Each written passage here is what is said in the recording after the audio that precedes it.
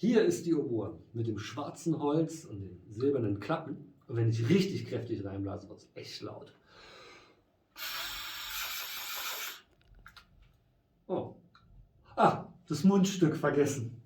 Einen kleinen Strohhalm hier, wenn ich da reinpuste.